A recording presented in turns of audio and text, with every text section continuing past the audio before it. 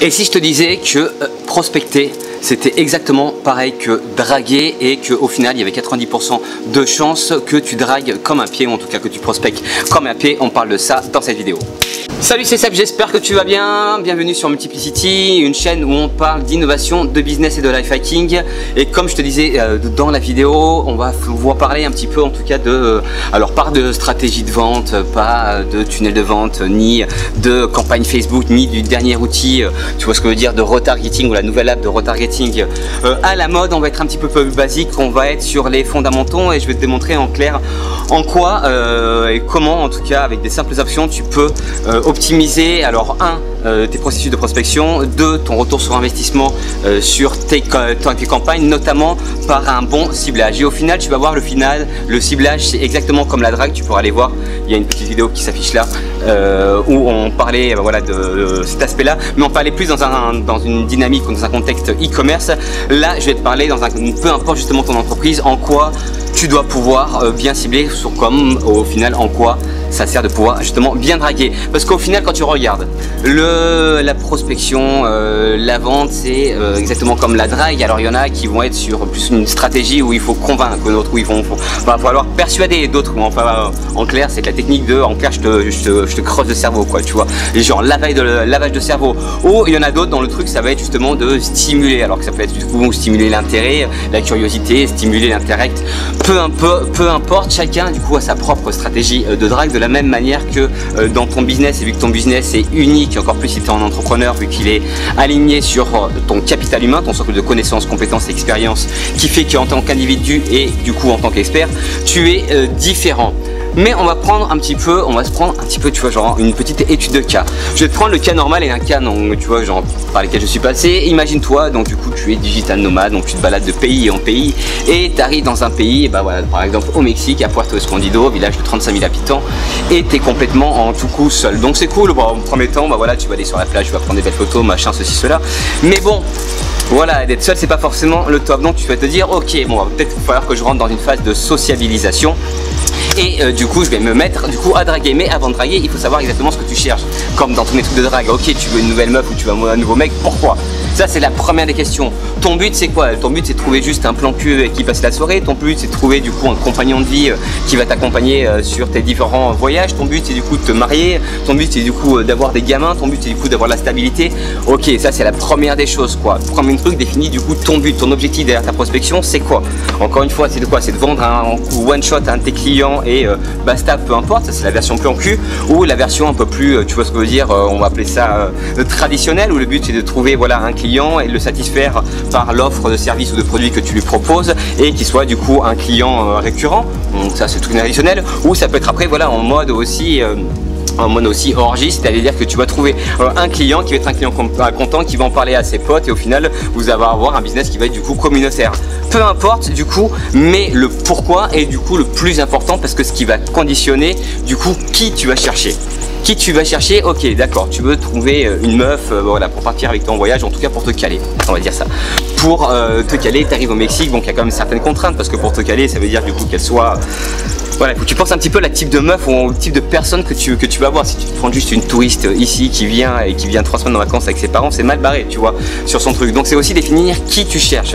Est-ce que tu cherches, bah voilà, l'homme qui va être du coup savoir te rassurer, ou l'espèce de prince charmant, tu vois, ou l'homme de ta vie comme on te dit. Bon, le problème de ce genre de recherche là, c'est un petit peu large. C'est comme quand tu te dis dans ton business, bon bah moi au final mon business ça parle un petit peu à tout le monde. Tout le monde va avoir besoin de mes produits et de mes services. Ok, c'est cool, mais de vouloir parler à tout le monde comme de vouloir plaire à tout le monde, c'est que du coup tu risques d'être complètement insipide et de passer complètement inaperçu. C'est exactement la même chose que tu sois dans ton business ou que tu sois dans la drague. Donc d'essayer de penser à qui tu as besoin. Est-ce que ton truc c'est d'aller chercher la petite avocate, tu vois ce que je veux dire, qui vient faire ici à Puerto par exemple du yoga, mais qui est assez mobile parce que bah voilà, elle a dématérialisé son métier, donc en plus de ça tu vas pouvoir parler business. Peut-être, ok, mais de la même manière il faut que tu sois exactement, enfin tu peux pas chercher, tu peux pas trouver en tout cas, tu peux chercher, si, tu peux chercher quelque chose que tu ne sais, enfin non, tu peux en fait, comment je vais t'expliquer ça, on dirait un petit peu la scène sur la cité de la peur quoi. Attention Émile derrière vous! Ça ne prend pas, Simon. On peut tromper 1000 fois une personne, mais on ne peut pas tromper... Si. On peut tromper une fois une... Non, on ne peut pas tromper une fois 1000 personnes, mais on peut tromper une fois 1000 personnes. Si tu veux, tu peux chercher quelque chose dont tu n'as aucune idée de ce que c'est, en clair, une espèce d'image floue. C'est pas un problème, mais le problème c'est que tu vas du coup chercher et tu risques de ne rien trouver, ou peut-être que tu vas trouver quelque chose, mais vu que tu sais pas forcément ce que tu cherchais, tu vas te dire que c'était la bonne chose et au final tu vas peut-être passer à côté de opportunités. Enfin même parallèle, hein, ciblé, enfin bref, business et drague, c'est exactement du pareil au même. Donc d'où voilà, le but d'avoir une image bien précise de ce que tu cherches. Pareil dans ta prospection, dis-toi que voilà, peu importe que tu vendes des produits ou des services, on s'en branle de tout ça. Ce que tu vends, c'est une solution à un problème que rencontrent tes clients ou certaines parties de tes clients. De la même manière, quand tu vas draguer une nénette qui va être mobile, un petit peu, voilà, qui a une bonne stabilité financière, parce que c'est quelque chose par exemple qui t'apporte et qui prend soin d'elle, tu sais exactement qui tu vas chercher. Le fait de savoir qui tu vas chercher, ça va du coup conditionner où tu vas la chercher. Et ça, je m'entends sur la blague. Si tu vas chercher, si ton but c'est de te caler avec quelqu'un et que tu vas la chercher sur Tinder, c'est mal barré, mon pote. Tu vois ce que je veux dire? Tu vas peut-être trouver, mais ce sera pas voilà, ce sera pas. Il y a peu de probabilités pour que du coup tu termines marié avec 2 enfants et vous avez une belle baraque et un chien et une petite maison, quoi. Bref, la maison c'est un peu redondant. Peu importe. Mais en tout cas, de savoir qui tu cherches, ça va conditionner du coup où tu vas chercher la personne, et peu importe du coup le contexte. Ça, c'est hyper important. Pourquoi c'est hyper important? Parce que sinon, ça veut dire que, imaginons, on va prendre le parallèle. On va prendre toujours le cas qui veut chercher la petite avocate connectée qui est en mode digital nomade, sur lequel, voilà, qui prend soin d'elle. Ok, je vais aller la chercher où? Dans la vie physique, je vais aller la chercher où? Tu as différents endroits pour aller chercher du coup quelqu'un pour aller te guider. Dans un contexte normal, bah t'as dans ton boulot, tu vois, dans ton boulot, je pense que la plupart des personnes se rencontrent dans le boulot. Bon, du coup c'est un petit peu chiant parce que tu parles de la même chose, tu vois, ouais, ça peut devenir très vite consanguin, une relation un petit peu consanguine, parce que du coup t'es voilà dans le même boulot, tu parles que boulot. Peu importe, encore une fois, j'ai pas de jugement et c'est pas du tout mon expérience. Ou tu peux du coup aller la chercher, comme je te disais sur Tinder, mal barré, pour te caler, ce qui n'est pas forcément cette optique-là. Tu peux aller la chercher sur un site de rencontre aussi. Bon, là c'est un peu plus compliqué parce qu'il y a des contraintes, tu te dis qu'entre du coup lié, enfin bref, entre le profil, entre le packaging et la vraie personne derrière, c'est un petit peu compliqué vu qu'on est dans un monde un petit peu, tu vois, genre de pipolisation où tout le monde est à peu près une star et tout le monde fait attention à son image, encore plus sur ce genre de site-là. Tu risques d'avoir un énorme décalage, une énorme distance entre la fiche produit, j'ai envie de te dire, et le produit à l'arrivée, pour reprendre les termes d'Adobe. Encore une fois, tu peux te dire que du coup pour aller chercher la femme de ta vie, tu vas aller la chercher, j'ai n'importe quoi, on va dire dans un table dance, tu vois, qui est très ici d'ailleurs au Mexique, c'est une autre culture. On fera une vidéo dessus pour t'expliquer un petit peu culturellement comment c'est différent. Bon, traditionnellement en France, tu as peu de probabilité, tu vois, sauf dans des super films que tu peux voir sur Netflix, voilà, que la nénette que tu vas voir dans ton table dance dessus qui te fait ton show se termine du coup en la femme de ta vie, quoi. Encore une fois, de savoir pourquoi tu cherches la personne et du coup qui tu cherches, ça va conditionner encore une fois où tu la cherches. Il y a plein d'endroits pour les chercher. Si on recontextualise ça dans le cadre business, dans ton cadre business, si tu sais exactement quel type de client tu vas chercher, par exemple la petite avocate machin, ok, je vais peut-être aller la chercher sur Pinterest. Je vais la chercher sur Pinterest, pourquoi? Parce que Pinterest, premièrement, il faudrait que je me mette à jour un petit peu sur les chiffres, mais en gros c'est 80% d'utilisateurs qui sont féminines. Si je cherche sur Pinterest, ok, c'est comme chercher une aiguille dans une botte de foin. Je veux par exemple te mettre sur Pinterest, je peux avoir par exemple un ciblage avocat. Avocat, je parle pas de l'ananas, enfin bref, du fruit, hein, bien évidemment de la profession. Tu vas regarder par exemple, tu vas taper juridique, tu vas regarder les personnes et les profils qui ont des boards du coup, voilà, peut-être sur l'entrepreneuriat par exemple, en te disant que bon, déjà avant de chercher une avocate, on va chercher une entrepreneuse. Sur l'entrepreneuriat, les filles, déjà c'est exactement pareil que Tinder là pour le coup. Tu fais ta recherche, tu as les petites têtes qui arrivent avec les profils, tu vois ce que je veux dire, soit qui ont étiqueté les boards, soit qui appartiennent les boards, exactement pareil que Tinder, sauf que par rapport à Tinder, tu vas pas juste juger sur la tête et sur la photo que la personne peut trafiquer. Bien, je te rappelle qu'on est quand même à l'ordre de Snapchat. Je sais pas si tu as des zones où toi à la limite tu utilises, tu as plein de filtres qui te rendent qui te rendraient Shrek, qui te transformeraient en Mel Gibson. Donc peu importe. Là le but c'est que putain sur Pinterest c'est juste génial parce que du coup tu peux avoir un aperçu psychologique de la personne.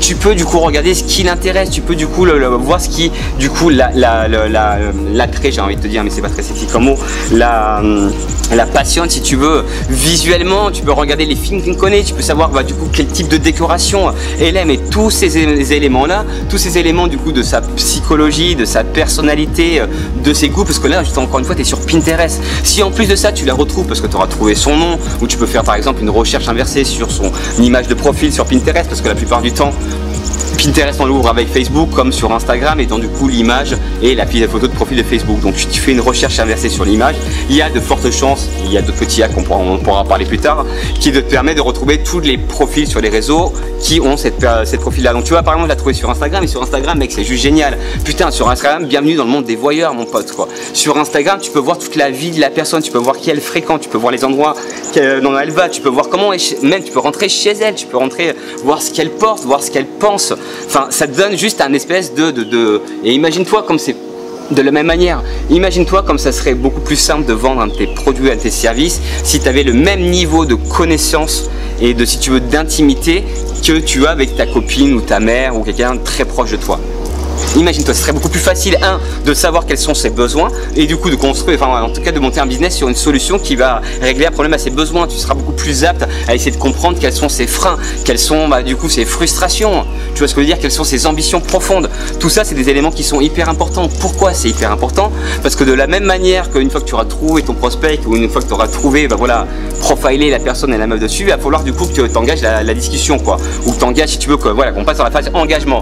Ok, j'ai ciblé, j'ai plein d'informations, maintenant ok, exécution, je passe à l'action. Et là, tout ce que tu as trouvé sur cette personne là, c'est à ce moment là que ça va te servir, parce qu'il va falloir que tu penses, voilà, ok, ça va être quoi ton premier message, ça va être quoi ta punchline et ton call to action, qu'est-ce que tu vas lui dire? Ok, cette meuf là, ouais meuf, t'es trop bonne, viens on sort. Non, il faut être un petit peu plus subtil que ça. Là, pour le coup, tu as plein d'informations que tu as sur elle dessus. Donc, si tu es un petit peu malin et que tu prends un petit peu le temps, pareil, si tu es un client, si tu as tes prospects et que tu es un petit peu malin et que tu prends le temps d'essayer de comprendre qui ils sont vraiment, tu auras du coup beaucoup plus de chances de créer des interactions, en tout cas de les engager et que ça fonctionne. Donc, du coup, de la nénette qui te dise oui, bon, putain, ok, vas-y, viens, on se voit, qu'est-ce qu'on fait? Et de ton client, ok, ça m'intéresse, je clique sur le lien ou je donne mon adresse mail ou à la limite, j'achète. Mais c'est pas que ça, parce que ok, tu as créé un engagement, après il faut du coup leur vendre ton produit et là c'est plus compliqué. Comment tu vas la faire venir, du coup comment tu vas organiser ta soirée, où tu vas l'emmener, dans quel resto, qu'est-ce que tu vas mettre, tu vois ce que je veux dire, tous ces éléments là dessus, quel parfum tu vas mettre, ta tenue, le ton que tu vas utiliser pendant la discussion. Encore une fois, c'est de la stratégie, c'est de la même manière, mais ça, je te dis encore une fois, le but c'est pas de te travestir et c'est pas de porter un masque dessus. C'est exactement pareil que ton business, comme toi, comme si tu étais un diamant, que tu as différentes facettes et tu as des facettes qui brillent plus ou moins selon les personnes et le but c'est de présenter ta bonne facette. Mais tu auras beaucoup plus de facilité de présenter ta bonne facette en connaissant la personne et en connaissant ses comportements, ses frustrations, ses besoins, ses ambitions, bref, ses douleurs, son style de vie, sa mentalité, sa culture, les films qu'elle écoute, la musique qu'elle écoute, pour encore une fois créer une expérience qui soit, pour le coup, tu vois ce que je veux dire, qui soit qualifiée, qui génère de la valeur. Alors générer de la valeur dans le business, ça veut dire que le client du coup achète ton produit et que ça lui règle une solution qu'il rencontre dans son quotidien, et générer de la valeur pendant ta date avec ton prospect, si on était dire ou ta prospect dessus, c'est juste que la relation se passe bien et que vous passez du temps ensemble et qu'il y a une fin heureuse et blablabla. Si c'était ton objectif, si ton objectif c'était juste un plan cul, c'est que du coup, tu peux calculer le plus rapide à se rendre en ligne, mieux c'est.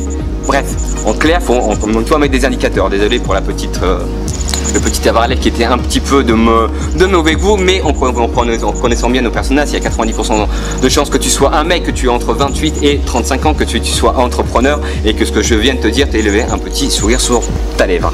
Bref, donc peu importe le fait, alors si je devais récapituler, je vais donner du coup 3 tips qui vont te permettre justement de mieux cibler et parce que là, ces informations-là, Facebook il les a. Quand tu fais tes campagnes Facebook, quand tu rédiges tes mails, quand tu fais tes pages de vente, quand tu penses à quelle image tu vas mettre sur ta publicité, quels sont les 120 caractères qui vont donner le plus envie à ton prospect que de cliquer, quelle est la punchline, la première phrase que tu dois dire à la meuf pour l'arrêter dans la rue pour qu'elle veuille aller plus loin et lui offrir un verre. Tous ces éléments là sont hyper importants et tous ces éléments là ce sont autant de variables du coup que tu peux utiliser pour pouvoir optimiser. Alors bien évidemment le but c'est pas de trouver la bonne solution et le bon calibrage maintenant, mais plus tu vas du coup essayer, plus tu vas tenter, plus tu vas devenir un pro, plus tu vas devenir, si tu veux, en fait tu vas récupérer des informations. Donc tu comprendras bien l'intérêt du coup de se centraliser, de se cibler sur un type de personne. Si ton type c'est les avocats qui font des avocats qui font des yoga et qui sont en mode digital nomade, ok c'est trop bien quoi. Maintenant putain pense comme elle. Et ça c'est le premier truc, tombe amoureux de tes clients, mais en te disant que tu peux tomber amoureux. Pour tomber amoureux, il faut que tu la connaisses, et vu que tu vas la voir que de manière derrière un écran, tu vois, genre comme un espèce de geek, le but c'est que tu l'espionnes. Désolé encore pour le parallèle, mais c'est ça, c'est que tu l'espionnes, tu sois en mode voyeur, parce que Instagram c'est une fenêtre sur la personnalité des personnes, c'est une fenêtre sur la vie des personnes, et du coup putain ça te donne un espèce d'énormes opportunités à partir du moment où tu fais preuve d'empathie, à partir du moment où tu essaies de voir ton business comme étant de relations d'humain à humain et pas juste une relation commerciale. Je te file un produit, tu me donnes l'étude et ça s'arrête là quoi. Donc ça c'est le premier truc, espionne tes clients pour tomber amoureux de tes clients. Deuxième truc, sois fidèle, comme je te disais. Si tu choisis une niche, un marché ou un truc comme ça, sois fidèle, focus-toi dessus. Le but c'est quoi? Voilà, comme imagine-toi une torche, le but c'est de passer une torche qui éclaire un petit peu supérieur, le but c'est de passer en mode rayon laser quoi. Tu vois, tu focus la lumière et là ça crame, c'est là où ça fonctionne. Donc encore une fois, voilà, sois fidèle. Attends, j'étape ma note. Tu vois ce que je veux dire, que c'est décoché sur le sur le petit truc. Et deuxième et le troisième, si tu veux, le troisième conseil, c'est du coup joue la carte du psy. Écoute avant de parler. Et ça c'est pareil pour la prospection. Faut que tu écoutes tes clients, faut que tu aies un putain de degré de connaissance, et du coup, et peut-être essayer d'avoir, pour faire preuve d'être humble, d'humilité, je vais y arriver. Faire preuve du coup d'humilité pour se mettre justement, voilà, penser comme eux. Penser comme eux. D'ailleurs à ce sujet là on a une formation, voilà, on a un module qui est vraiment les personas, qui est notre module un petit peu emblématique. Si tu as entendu le terme de persona, ça fait pas mal, ça fait plus d'1 an qu'on en parle dessus, qui permet de penser comme ses clients, d'optimiser du coup tes audiences Facebook, voilà, on a une grosse approche psychologique, en tout cas psychologique et comportementale dans ce module là. On utilise aussi du growth hacking, il y a des templates, tu verras, enfin vu que c'est un module vraiment compliqué, il n'est pas pour tout le monde, parce que voilà, on travaille vraiment en profondeur sur ce qui est l'essence du business, ça veut dire comprendre ses clients. Parce que si tu as compris la psychologie de tes clients, si tu as compris leurs problèmes, leurs ambitions, leurs freins, leurs frustrations, leurs désirs, bref, en clair, si tu as tout ça justement en tête, si tu es comme un mentaliste, du coup ce sera beaucoup plus simple, pas de leur vendre, mais déjà de produire un produit, en tout cas de créer, d'inventer un produit, d'inventer une solution à leurs problèmes. Et là du coup d'inventer une solution qui apporte du coup plus de valeur que tes concurrents et qui soit encore une fois différente. Et cette différence là tu l'as parce que, je te rappelle, elle est sur toi, c'est ton capital humain, c'est ton socle de compétences, connaissances et expériences. Donc voilà, en clair, là n'hésite pas à t'abonner pour avoir les prochaines vidéos, et si tu as trouvé cette vidéo pourrie, n'hésite pas aussi à le dire, on adore les haters. Et aussi j'ai envie de te dire, si tu veux partager avec nous ta meilleure technique de drague ou de prospection dessus, n'hésite pas, encore une fois, on apprend de tout le monde. Je te dis donc à très vite, salut.